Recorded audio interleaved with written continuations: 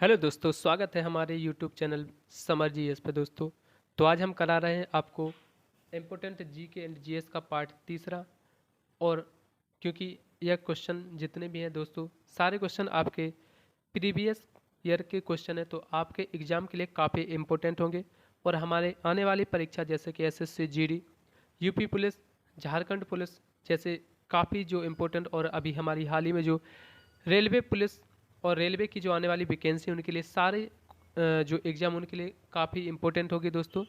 तो आप हमारी वीडियो में बने रहना और हमारे वीडियो को पूरी लास्ट तक देखना, स्किप मत करना। ओके दोस्तों, क्योंकि आपको इस वीडियो से जो आपके एग्ज़ाम है उनके लिए काफ़ी इम्पोर्टेंट आपको जीके जीएस मिल सकती है। ओके दोस्तों, तो हम स्टार्ट करते हैं और हमारा पहला क्वेश्चन है कि सदानंद पीबी बालकृष्णन ने किस नृत्य शैली में संगीत नाटक अकादमी पुरस्कार जीता? तो अगर बात करें, सदानंद बालकृष्णन ने अभी हाल ही में संगीत नाटक अकादमी पुरस्कार जीता है। तो किस नृत्य शैली में जीता है? तो इसका राइट आंसर क्या है? कथकली में। अच्छा, कथकली कहाँ का नृत्य है? तो दोस्तों, एक केरल का नृत्य है। कथकली कहाँ पर किया जाता है? केरल में किया जाता है। और कथकली के लिए इन्हें सदानंद बालकृष्णन को संगीत नाटक अकादमी पुरस्कार मिला है। अगला क्वेश्चन है,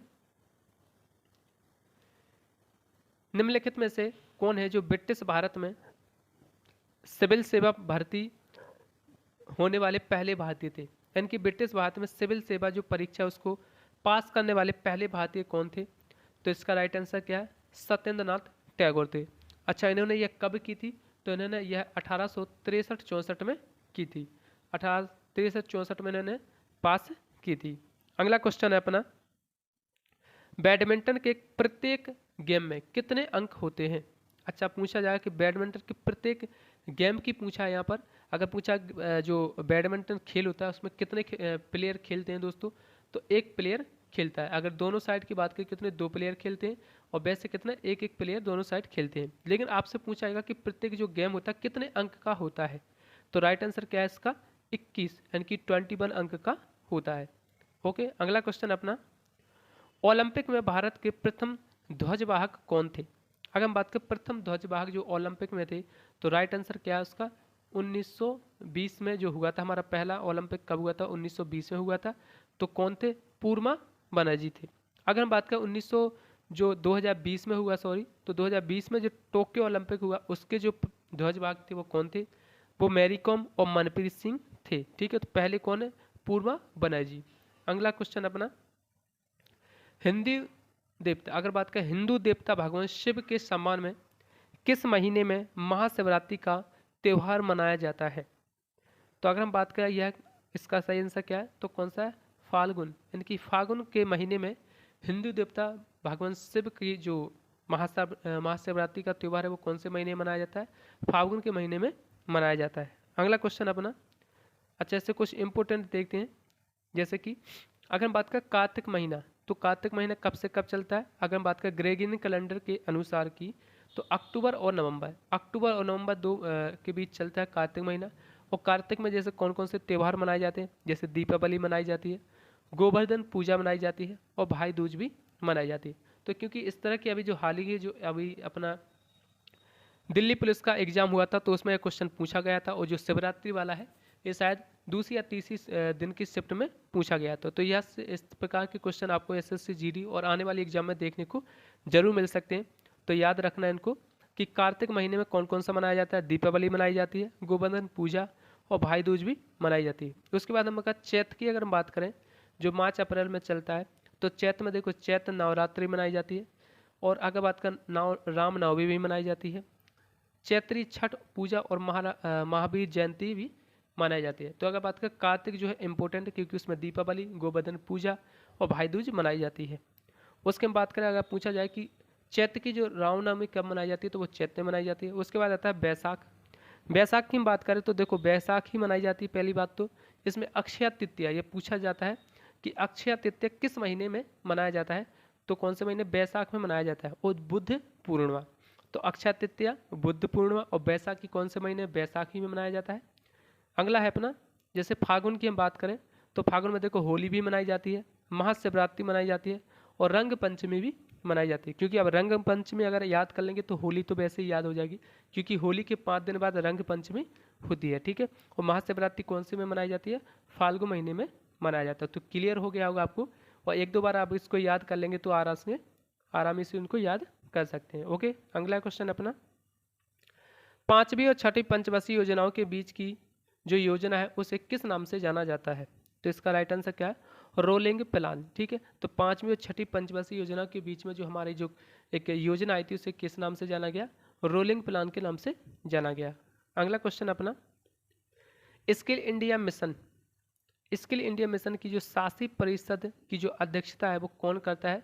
तो राइट आंसर क्या है इसका? प्रधानमंत्री करते हैं। तो अभी हाल ही में कौन है, अगर पूछा जाए कि स्किल इंडिया मिशन की शासी परिषद की जो अध्यक्षता अभी हाल ही में कौन कर रहा है, तो कौन कर रहा है?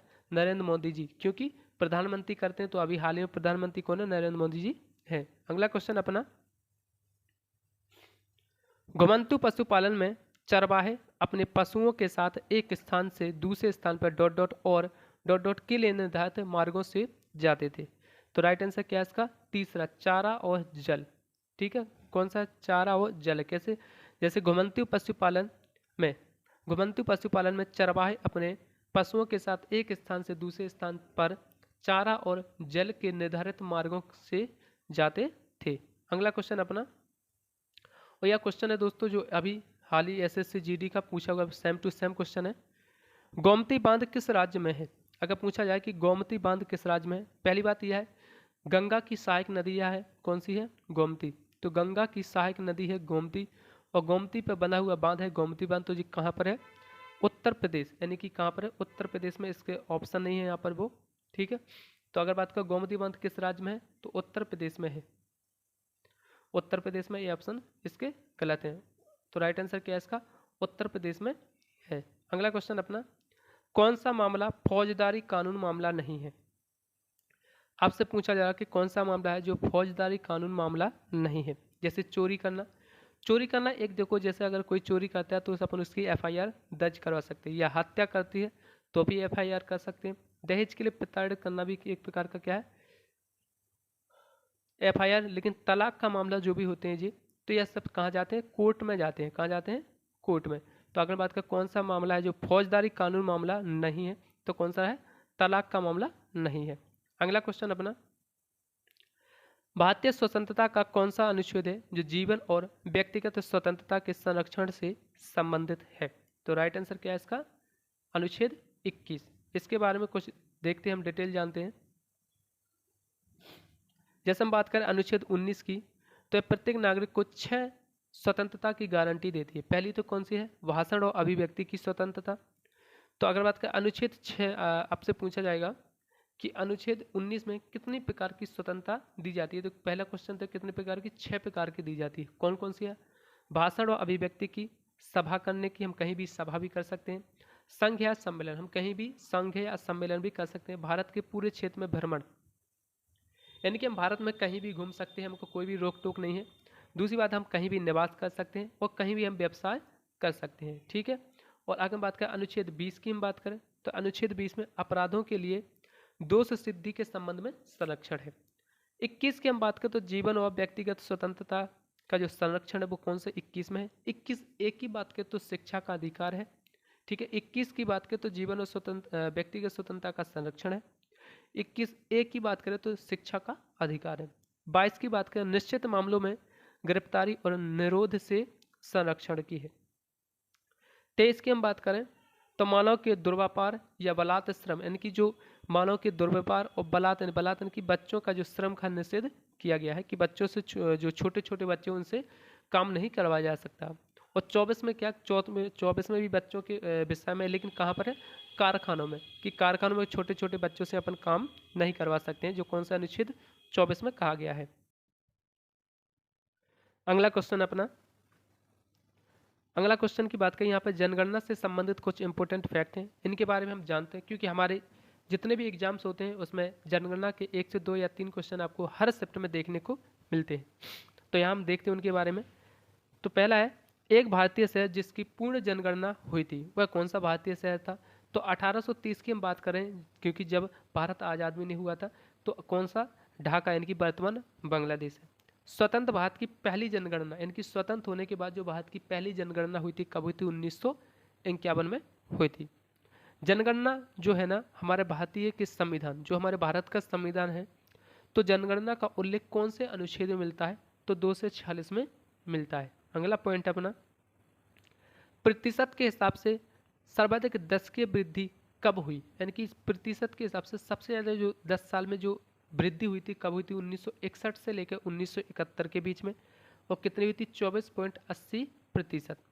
एकमात्र ऐसा दशक जिसमें जनसंख्या घटी थी, मतलब एकमात्र ऐसा दशक यानी कि ऐसा मतलब 10 साल जिसमें सबसे ज़्यादा जनसंख्या घटी थी, तो 1911 से लेकर 1921 तक में सबसे ज़्यादा जनसंख्या घटी थी। 2011 की जनगणना के अनुसार वार्षिक वृद्धि दर कितनी थी? तो वार्षिक वृद्धि दर की हम बात करें तो कितनी थी? 1.64%। ठीक है, 1.64% थी। अगला पॉइंट है, एकमात्र नकारात्मक जनसंख्या वृद्धि दर वाला राज्य कौन सा है? नागालैंड है। कौन से राज्य की महिला साक्षरता दर सर्वाधिक है? मतलब कौन से राज्य है, ऐसा कौन सा राज्य है जिसकी महिला साक्षरता दर सबसे ज़्यादा है? तो कौन सा है? केरल है। और सबसे ज़्यादा जो साक्षरता दर वाला राज्य भी कौन सा है? केरल है। और महिलाओं में भी कौन सा है? केरल है। अगला क्वेश्चन है, वो पॉइंट है, 0 से 6 वर्ष की आयु वाली जनसंख्या कितनी है? यानी कि 2011 की जनगणना के अनुसार की बात करें तो जो 0 से 6 वर्ष की आयु वाली जनसंख्या है वो कितने प्रतिशत है? तो 13.60%। अगला पॉइंट है, नगरीय जनसंख्या का प्रतिशत कितना है? अगर हम बात करें नगरीय जनसंख्या का प्रतिशत कितना है, तो 31.10% है। ठीक है, और अगर अपन 100 में से 31.10% घटा देंगे तो अपना क्या? ग्रामीण जनसंख्या का प्रतिशत मिल जाएगा। अगला है क्वेश्चन अपना, मर्दानी युद्ध कला किस, अगर बात करें मर्दानी युद्ध कला की, तो किस राज्य की प्रसिद्ध युद्ध कला है? तो राइट आंसर क्या है इसका? महाराष्ट्र। यानी कि महाराष्ट्र की जो युद्ध कला है वो कौन सी? मर्दानी युद्ध कला है। अगला क्वेश्चन अपना, पावाकुथु कठपुतलियों का खेल, पावाकुथु कठपुतलियों का खेल किस राज्य में प्रमुख रूप से मनाया जाता है या किस रूप में किया जाता है? तो राइट आंसर क्या है इसका? केरल में। ठीक है, अगला क्वेश्चन अपना और लास्ट क्वेश्चन है अपना, अंबुबाची का त्योहार निम्न में से किस राज्य में मनाया जाता है? तो राइट आंसर क्या है इसका? असम है। ओके, तो आज हमने सिर्फ 15 क्वेश्चन किए। ओके दोस्तों, तो आपको हमारा वीडियो कैसा लगा? अच्छा लगे तो प्लीज़ वीडियो को ज़्यादा से ज़्यादा शेयर करें और हाँ, कमेंट करके ज़रूर बताएं कि आपको अगला वीडियो किस सब्जेक्ट पर चाहिए। ओके दोस्तों, वीडियो में बने रहने के लिए आप सबका धन्यवाद।